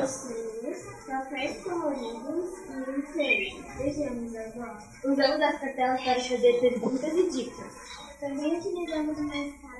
Então não é mandar mestrando e doutorando fazer pesquisa na escola e depois, às vezes, dá retorno e nem dá. É fazer a pesquisa com a escola, já desde o início, e trazendo eles para esse contexto de pesquisa, com as diferentes possibilidades que eles têm, no caso ali uma escola rural. Então tinha um celular, trouxeram seus celulares, as meninas da pedagogia também, online, enfim. Tá? Rapidinho, aí o dado, as coisas, o livro, tudo vale. Eles foram para o grupo de pesquisa, está aqui as crianças no grupo de pesquisa. Aqui, nesse QR Code, está todo o projeto desenvolvido pela professora. Tá? E aí o que a gente envolveu, né? Ao longo dos anos, a atividade acadêmica, o curso, a modalidade e o número de estudantes. Esse foi um jogo que a gente fez na ABED, né? Com Bento Gonçalves, para trabalhar enologia, uma parceria com o Instituto Federal do Rio Grande do Sul, enologia, química, educação, história, que é a imigração italiana, né? Por isso eu pedi para vocês baixarem o Invino Veritas, tá? Que o objetivo era que eles interagissem com a comunidade, os espaços. Então, isso é uma outra forma de pensar. Os polos, a gente vai para o polo para fazer prova, gente. Né? Então, a cidade em si, ela tem diferentes espaços culturais que ajudam e ampliam esses espaços de aprendizagem e que você pode, então, trabalhando. Aqui eles tinham 12 missões. Se eles chegassem 3 missões, eles eram herói, 6 missões semideus, e as 12 missões eles eram Deus, né? O nível de XP. Aqui continua até hoje, no Canta Maria, no cardápio, o marcador. Tu chega lá, tu lê, né? Tu baixa o programa, lê. E aqui, no caso, aparece a nona, são 3 personagens, aqueles 3 que vocês viram. A nona Francesca, o italiano Giuseppe e o Baco, né? Por causa da história da imigração italiana. E ela aparece e explica toda a receita, Valente, como foi feito, como eles fazem, enfim. Né? E nos vinhos, a questão da enologia. Aí junto tem um grupo no Face que quem joga pode contribuir com o que aprendeu para ajudar a continuar a construção do jogo, porque é avaliado por uma equipe de especialistas, e se o que o cara aprendeu é relevante, isso entra como informação no jogo e ele vai para os créditos do jogo como colaborador. Tá? Alguns resultados: a forte articulação entre formação inicial e prática pedagógica no ensino fundamental, ampliação da significação sobre a docência na contemporaneidade, maior engajamento dos sujeitos à aprendizagem, a imersão, prazer por aprender. Ampliação das possibilidades de construção de sentido, né, porque eles vão para a escola, eles vivenciam isso. Desenvolvimento da autonomia, autoria, colaboração. Inserção do ensino fundamental no contexto de pesquisa. Isso são só alguns resultados, tá? A gente tem acho que pelo menos 2 livros aí que tem artigos do grupo de pesquisa ali fora, né? Um deles é da Lynn Alves, que a gente já vai relatando esse processo. Então tá, muito obrigada e estou à disposição.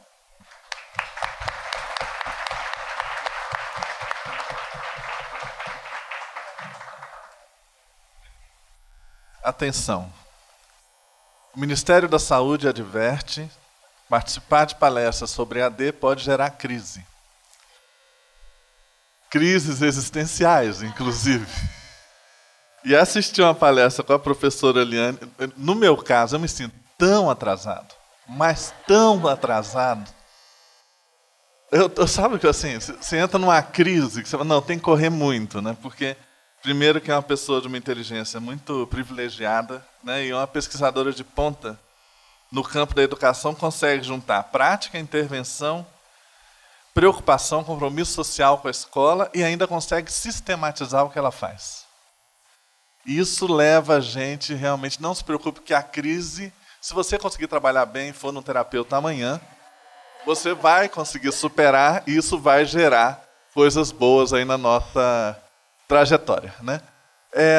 Apesar que a gente começou um pouco atrasado, nós temos aí pelo menos uns 15 minutos para debate e uma conversa mais participativa. Pois não? Só peço que sejam assim mais sucintos assim nas perguntas para a gente poder ter mais gente participando, por favor. Se identifique de onde vem. Meu nome é Emílio Rodrigues, sou daqui de Campinas. Na verdade, eu formei Educação Física em 2007 pela Universidade Estadual de Montes Claros. E em 2007 eu tinha uma inquietação muito grande que eu via a idade escolar em lan house. Então eu queria saber o que estava acontecendo, né? E a questão era jogos. Eles estavam jogando, eu estava, né? E o meu TCC foi sobre o jogo eletrônico no contexto pedagógico da educação física escolar. Então eu queria saber como que os professores eles encarariam, né? Ou o que os professores achariam de fazer a inclusão na educação física, porque naquela época, aliás, até hoje a gente é chamado de professor rola-bola, né? Na sala, na escola, no ensino, tudo mais. E aí eu fiz uma pesquisa mais ou menos com 600 professores da educação básica e, por incrível que pareça, 70% dos professores eles eram contra o jogo eletrônico. E era a única fala era o seguinte: isso estimularia a diabetes. Então era isso, era a única resposta que eles davam para a gente. E naquela época o jogo eletrônico ele tinha sido o mais vendido, né, no mundo, até mais do que o próprio cinema nos Estados Unidos. Então, ou seja, a gente queria saber o que estava acontecendo. E passou um certo tempo, passou um tempo depois, isso mudou totalmente, né? Então, hoje a gente vê que as crianças jogam o tempo todo, dentro da sala ou fora dela. Porque, como eu tinha naquela época essa inquietação de saber o que eles estavam fazendo nas lan houses, porque eles não tinham computador em casa. Então, ou seja, hoje eles vivem com isso, né? É só mesmo uma experiência que eu tive. Obrigado. Quem mais? Você quer comentar? Não, até só para um detalhe, né? A indústria de games é a terceira que mais cresce no mundo. Só perde para a bélica e para a automobilística, né? Então, isso é algo que a gente também tem que levar em consideração, né? O seu depoimento é muito interessante, mas eu faria um desafio para você tentar juntar novamente esse quantitativo de professores para ver quanto muda esse percentual do uso dos jogos na educação.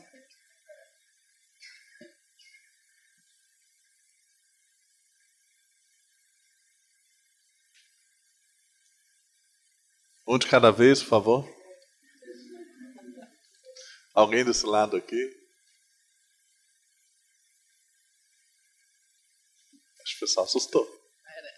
Bom, até que eles pensem, eu vou trazer alguns dados. Por exemplo, 2005 e 2005-2, que a gente trabalhou mais com gamificação, a gente conseguiu trabalhar com 11 escolas, com essa perspectiva das alunas já irem, né, para as escolas, 250 alunos e 25 profissionais.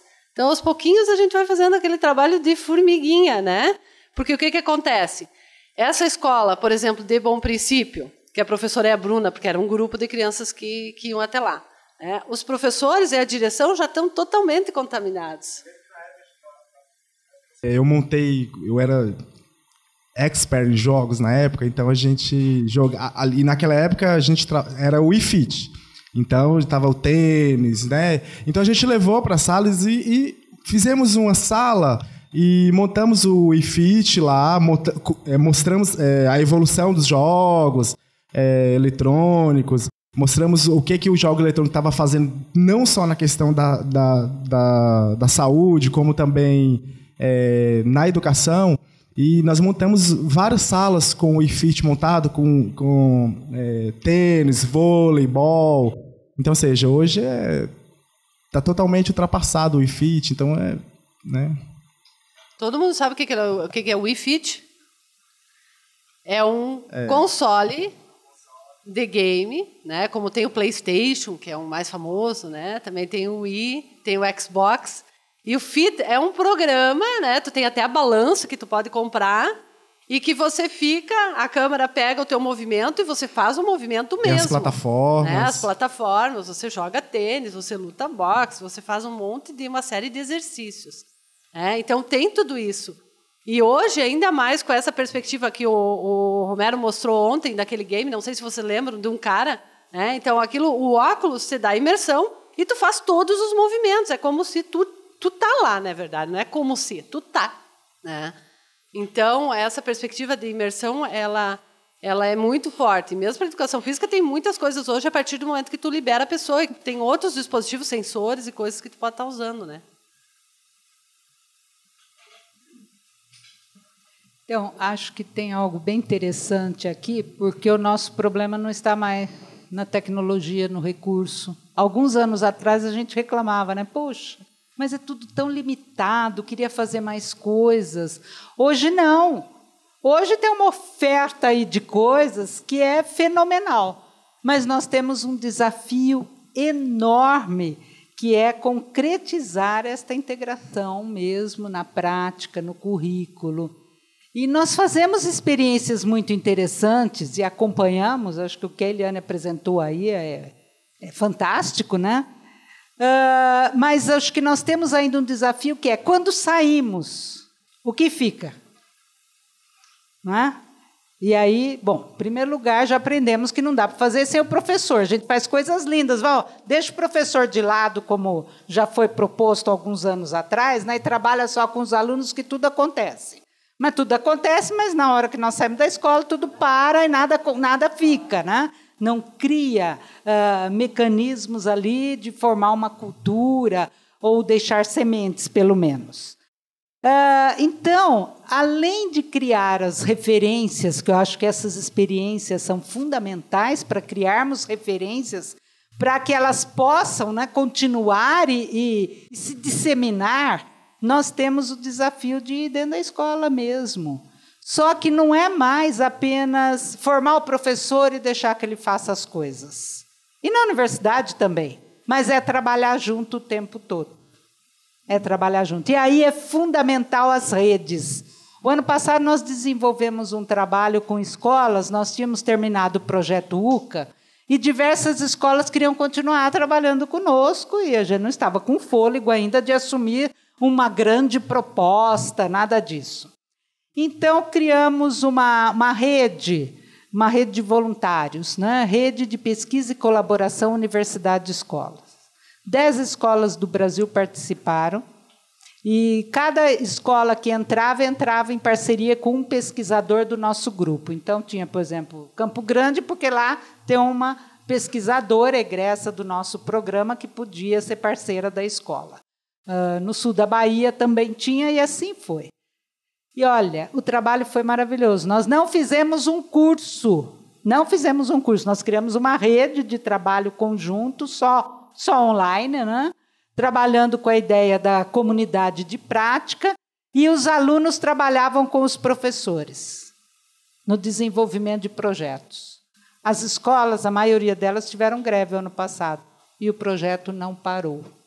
Ele foi até o seu final, e agora nós estamos produzindo um livro para analisarmos mais profundamente essa experiência, para podermos entender, de fato, como é que nós podemos criar novas situações como essa, porque ela foi extremamente positiva para todo mundo, extrapolou as expectativas de todos. Então, como podemos criar novas situações, e também o nosso compromisso dessa disseminação para que outros possam continuar trabalhando, mas as escolas querem continuar. E os professores já estão fazendo novas coisas com colegas e outros alunos. Então, eles têm que ter liberdade para trabalhar, e nós temos que ouvi-los e aprender com eles.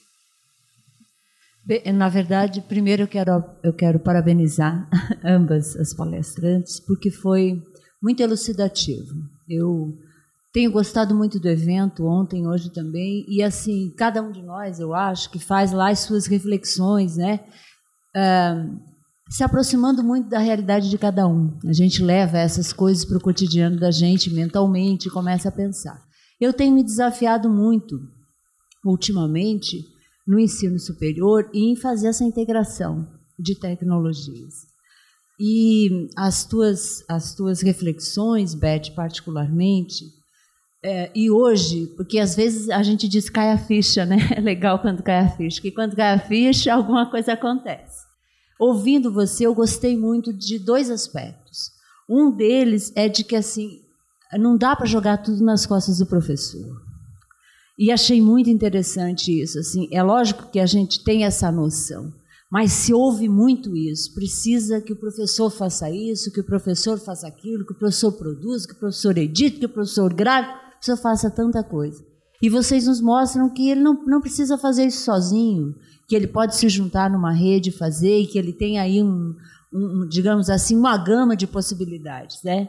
Talvez caiba a nós ajudá-lo, inclusive, ajudar a instituição a pensar o currículo, contando com esses outros atores, né? Então, quando tu fala do currículo e da importância dele, e leva em conta a questão do professor, eu fiz uma reflexão de que Não precisa mais ficar sozinho. E, principalmente, Beth, que um não concorre com o outro. Um currículo, esse currículo que está aí, não concorre com esse outro currículo. Isso é muito interessante, porque parece que tem que se pensar também de outra forma. E acho que não é bem pensar, não é jogar tudo fora. Na verdade, é juntar as experiências e fazer com que isso ande de maneira conjunta. Eu espero poder dar muito mais esse tom no meu trabalho, no meu cotidiano e nas orientações que faço dentro da universidade, nesse sentido. Porque, às vezes, eu penso que o professor diz assim, Pombas, mas eu não vou dar conta desse novo que está aí, entendeu? E aí ele abandona e não faz nada. Na verdade, não é jogar fora o que está aí e as práticas e aquilo que ele vem fazendo. Isso é muito interessante. Eu queria ressaltar esses dois aspectos. De que o professor não está sozinho, tu conseguiu passar isso e deixar isso muito claro. E de que esse currículo real que está aí, esse currículo formal, esse currículo sistemático, né, que está aí diante do professor, também não precisa ser descartado. E que ele pode muito bem ser complementado e ser visto de outras formas a partir do uso das tecnologias, né? Eu queria ressaltar e dizer que isso foi importante, porque me leva a fazer uma reflexão mais na minha prática diária lá na universidade. Obrigada e parabéns a vocês. Posso comentar, né? Bom, em primeiro lugar, obrigada, né, por trazer essas luzes aí sobre o que nós falamos. De fato, o professor não pode ficar sozinho, como nós também na universidade não podemos.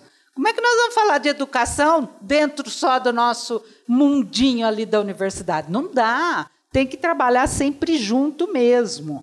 Tanto com outros professores universitários, como a Eliane mostrou esse trabalho maravilhoso, como com o professor da escola. Se eu estou pesquisando, não é sobre a escola, é com a escola.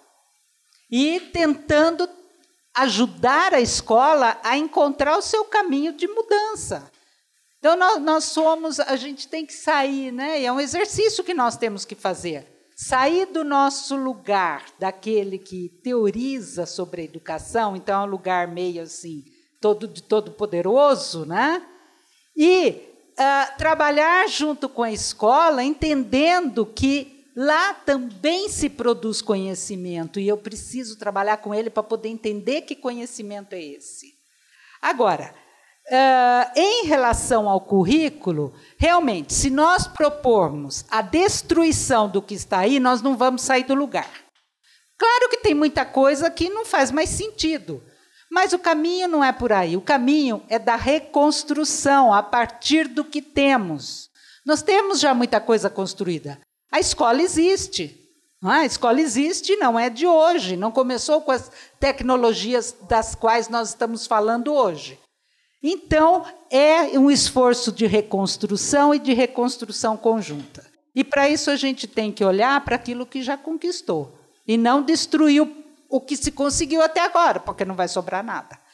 É o que eu digo para meus alunos, nós temos que olhar para a luz. Tem que olhar para a luz, é na prática e na pesquisa também, porque a pesquisa só com denúncias está longe de mim. Você tem que denunciar, sim, mas é denunciar para transformar e não para chegarmos na terra arrasada, né? Obrigada. Olá, bom dia. Eu cheguei atrasado porque peguei um voo, peguei metade da palestra da Beth, mas eu sou do UFSC, da UFSC, professora da UFSC, que vou falar hoje de tarde sobre virtualização do ensino presencial. E foi muito legal ver as duas falando, porque tem muito a ver com um pouco que eu vou tentar levantar, né, mais tarde. Primeiro, que essa questão de como as tecnologias móveis, todas elas, a cultura digital, já está fazendo parte da escola, e deu para perceber isso nas duas falas, né, nas práticas que já estão surgindo no cotidiano dos professores, a relação da universidade com esses professores e como é que essa relação pode estar sendo mais intensa justamente usando essa cultura digital e essas tecnologias. Eu fiquei impressionada com o que a Eliane mostrou, né, com a capacidade de aglutinar professores, estudantes, né, de pós-graduação, as escolas, ir para a prática, produzir. Eu tenho pesquisado um pouco também nessa área de games, toda a produção de games, é muito difícil produzir. Eu fiquei impressionada com a capacidade de aglutinação e de conseguir realizar, produzir. Então, eu queria perguntar um pouco para as duas professoras, eu sei que não tem mais tempo, né, mas o que fica, um pouco isso que você falou, o que fica nas escolas? Porque hoje os professores, cada vez mais, por conta até, e aí perguntar o que vocês acham disso, se tem a ver essa hipótese, a questão da popularização das tecnologias móveis no cotidiano, no dia a dia, está facilitando cada vez mais uma cultura no cotidiano que acaba contagiando a escola. E aí aquele medo que a escola tinha, hoje os professores, um passo, já que eu uso tanto, por que não? Né? O que falta o porquê não é que ainda é o problema. Né? Então, eu acho que o trabalho de vocês duas mostra que dá para fazer, dá para achar um gancho de como trabalhar. Então, trabalhar em rede. Aí eu queria um pouco uma síntese nesse sentido do que vocês acham que está mudando, então, com a cultura digital na mão dos professores, o fato deles terem, né, o celular hoje como instrumento básico de sobrevivência, digamos assim, dá para fazer tudo no celular. Quanto isso está influenciando, né, essas mudanças na escola, abrindo possibilidades da inserção dessa cultura digital, então, nas práticas pedagógicas, e como a universidade, quando entra lá e participa de uma forma mais integral, né, como a professora falou, não fazendo pesquisa e abandona, tchau, né, vou trabalhar com os alunos, tchau, professor. Não usando só o laboratório da escola, que todo mundo sabe que não funciona, mas trazendo suas próprias tecnologias. Como é que isso está mudando também a relação da universidade com as escolas? E o que tem ficado, vocês têm percebido, né, que sobra depois que vocês vão embora? Tipo isso, cria uma rede, né, continuam fazendo? Eu queria ouvir um pouco sobre essa questão. Bom, então, primeiro, professora Dulce, né, que é um grupo. Né, eu tenho um grupo de pesquisa muito bom, com orientandos de mestrado, doutorado, diferentes áreas do conhecimento. Eu tenho de filósofos até o pessoal da informática, né, bolsista de iniciação científica. Eu tenho agora 3 bolsistas voluntários que estão lá porque querem aprender. Né. Essa parceria também dentro da universidade com outras áreas de conhecimento. Eu me desloco, eu saio da minha sala do PPG em Educação. E eu vou lá no PPG em Computação Aplicada buscar meus pares. Eu vou lá no PPG em Administração, entende? Eu vou onde eu preciso ir, porque eu não tenho todos os conhecimentos que eu preciso para desenvolver aquilo que eu quero. Quando eu não tenho isso, eu vou atrás das pistas vivas, como eu coloquei, que às vezes são pessoas da comunidade, eu não entendo nada de enologia. O Instituto Federal do Rio Grande do Sul entende. Né? Eu não entendo nada lá de como é que foi a história da imigração italiana lá, sei para o gasto, mas tem os professores de história. Né? Então, eu acho que essa é a questão, essa rede que a Beth falava. E como é que isso fica na escola e também a relação das crianças. Por exemplo, eu trouxe um dos clãs só, que foi o Story Games, que foi relacionado à história. Né? O que aconteceu? A primeira questão que as crianças lá, de uma escolinha rural, de uma cidade do interior do Rio Grande do Sul, eles queriam desenvolver um massivo multiplayer online RPG, só isso. Aí a Bruna chegou e disse, professora, a Bruna e o grupo dela, eles querem fazer um massivo multiplayer online RPG. Eu digo, é? Legal, isso é um jogo que é feito por um grupo de gente que leva anos para desenvolver. Aí surgiu a ideia deles virem até a universidade, as crianças, ela conseguiu o ônibus da prefeitura, apoio do secretário, tudo, vieram até o grupo de pesquisa, porque eles queriam saber o que era fazer pesquisa de verdade, porque eles não estavam certos se aquela pesquisa que eles fizeram para desenvolver o projeto deles era pesquisa de verdade. E como é que se fazia um game mesmo, um game, porque eles fizeram um game com o que eles tinham. Tanto que foi ali um jogo de tabuleiro, com QR Codes e com pistas. Foi isso que eles construíram. Bom, o que acontece agora? Isso fica porque as professoras e os alunos vieram. Esse aluno nunca mais vai ser o mesmo. E ele vai pedir as coisas. Então, como eu digo, contamina. Então, aquela escola está trabalhando. Isso continuou. Tanto que agora, qual é a perspectiva? Já encaminhei um projeto para o Universal, agora vou esperar retorno. O que aconteceu? Essa escola da Bruna, mais uma escola de São Leopoldo, que está trabalhando com estações, que o professor Valente falou muito bem ontem, e com os tablets. Esses tablets que eu ganho de CNPq e da CAPES vão para as escolas, não ficam comigo no GPDU trancado numa pasta. Vão para a escola. As professoras, às vezes, elas buscam, às vezes nós levamos um determinado dia e fica nas estações. Tem a estação que eles trabalham com as tecnologias, eles desenvolvem no Minecraft. Esse ano todo, eles construíram as suas casas. Foi um segundo ano, cada um visitou a casa do outro, nos bairros, construíram a sua casa no Minecraft. Agora, terceiro ano, eles estudam o bairro, depois o município. Então, eles estão construindo o bairro, depois a cidade no Minecraft. Estão fazendo os creepers, os bonequinhos, que eu conversei com o Juarez ontem, para a gente ver como é que a gente dá vida para esse negócio. Certo? E as parcerias que a gente vai conseguindo e vai montando. Então, quer dizer, hoje eu já tenho essa escola ali, de Bom Princípio, tem a escola que está entrando em São Leopoldo, tem escolas que estão aderindo porque vem o trabalho e ouvem falar. Então, acho que é isso, entende? E a gente tem que começar com aqueles professores que têm vontade e que querem, porque eles é que vão fazer a transformação, que é bem o que a Beth colocava. E aí a cultura se desenvolve aos poucos, não dá para a gente imaginar que a gente vai conseguir de uma hora para outra. E aproveitar o tempo da formação continuada, porque não é mais como era uma época, estuda tudo e depois vai trabalhar. Não, todo mundo trabalha e rala. E aquilo que a gente está trabalhando na universidade já tem que fazer sentido para essas alunas que estão lá na prática. Já tem que ajudar a transformar a escola, não dá para esperar. Nós não temos mais esse tempo. Pois é, mas acho que nós temos alguma coisa nova hoje, né? Porque houve um tempo que tinha uma política que ainda não era de universalização, mas tinha aí, né, Proinfo e coisas desse tipo, que tentavam fazer algumas coisas, e a gente dizia a escola resiste, mas quem tentava induzir era a política. E ela não conseguiu induzir. Né? Não só porque a universalização não veio, mas porque a política anda muito lenta, a implementação. Bom, isso então nem se fale. Né? Mas o que aconteceu é que ela foi atropelada pela cultura cotidiana. Né? E a pressão hoje não é mais porque tem uma iniciativa que pode ser a mais interessante que conheçamos, né? De municípios, por exemplo, que tem algumas iniciativas muito interessantes, mas elas não dão conta do que está acontecendo na cultura cotidiana dessas crianças. Então, a pressão agora não é mais daquilo que vem da gestão, de projetos, de políticas públicas, do sistema, enfim. A pressão é da própria comunidade, é das crianças que trazem lá do seu cotidiano uma outra forma de pensar. E o próprio professor está vivendo nesta cultura. A maior parte dos professores hoje tem Facebook, participam de redes sociais, só que a cultura que ele vive na escola não tem nada a ver, mas isso vai sendo, pouco a pouco, arrombado, sim.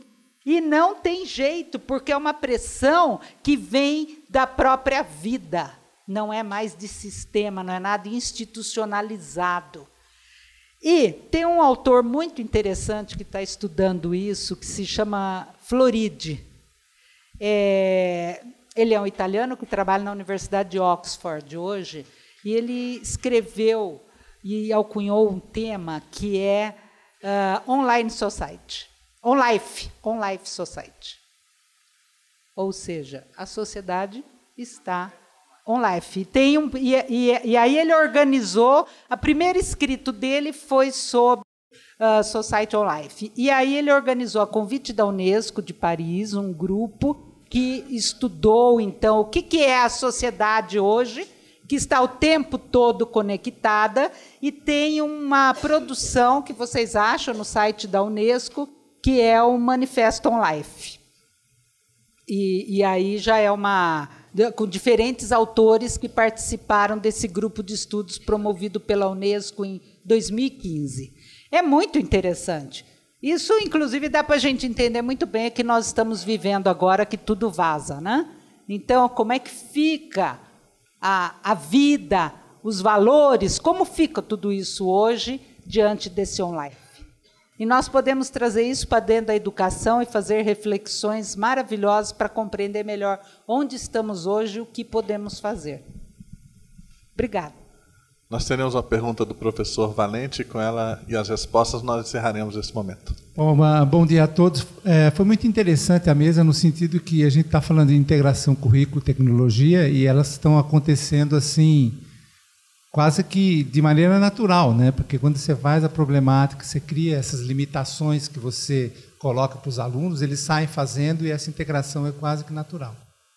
O interessante disso é essas inovações que a gente está vendo, cria um certo problema que é a questão da avaliação.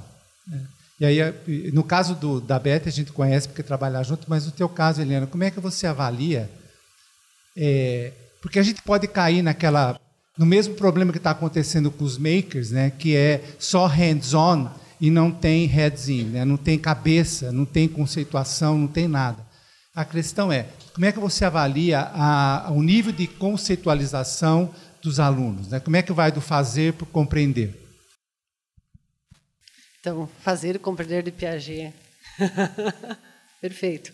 Então, assim, ó, professor Valente, por isso que a gente foi buscar elementos, por exemplo, no método cartográfico de pesquisa e intervenção da Castrup, a gente está estudando muito forte isso, junto com o Daniel Lopes, que também é meu colega de pesquisa, de grupo lá.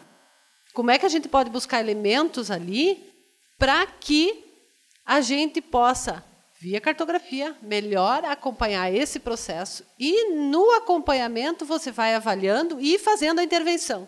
Então, essa é a nossa proposta. Por isso, ali, dos 4 movimentos do método cartográfico, 4, ó, né, o rastreio, o toque, o pouso e o reconhecimento a tempo. Né? Então, isso vai num crescer desde a questão da varredura do campo até a própria possibilidade do reconhecimento atento. Tem um artigo que eu e o Daniel escrevemos, que eu acho que está nesse livro que está aí, da Lynn Alves, que é justamente sobre a avaliação. Como é que a gente vem trabalhando nessa perspectiva. Vocês lembram que naquele primeiro que eu falei, que foi de cognição em jogos digitais, que foi desenvolvido junto com o professor Fernando Marçom, que é coordenador do curso de jogos digitais, eu falei das fases, e daí cada fase nós tínhamos um achievements, que era o que a gente combinou com eles sobre o que eles estariam sendo avaliados naquela fase. Então, desde o observador, naquele momento que eles iam observar os colegas jogando e ele mesmo se observando, né? E a gente sempre faz uma avaliação assim. Tem a nossa avaliação com o professor, pelos mesmos achievements, a autoavaliação deles e a avaliação pelos pares. Esse é o nosso núcleo de avaliação. Tá? E isso é por critérios, que são aqueles ali. Depois, claro, por uma questão de sistema de universidade, tem que transformar numa nota. Tá? Mas a gente faz isso, é acompanhar o processo, durante o processo intervir e a avaliação continuada ali. Não sei se... E a Castrup é que tem nos ajudado muito nisso agora, mais ainda.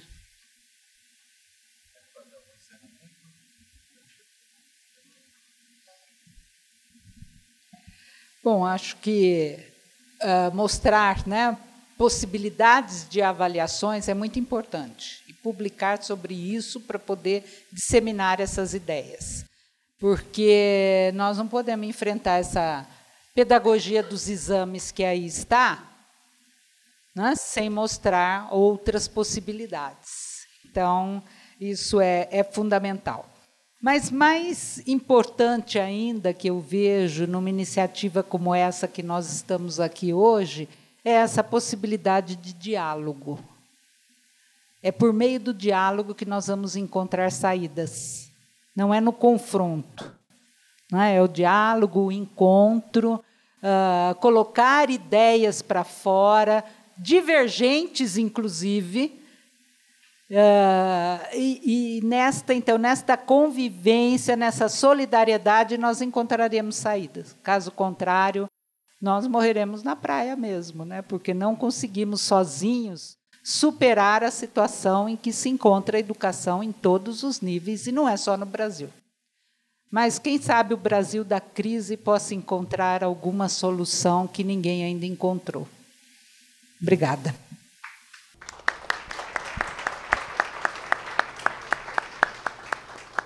Nós agradecemos, então, a professora Maria Elizabeth, a professora Eliane, a cada um de vocês. Temos uma pausa aí que eu espero que seja a mais breve possível para a gente continuar nessa discussão que está tão rica. Muito obrigado.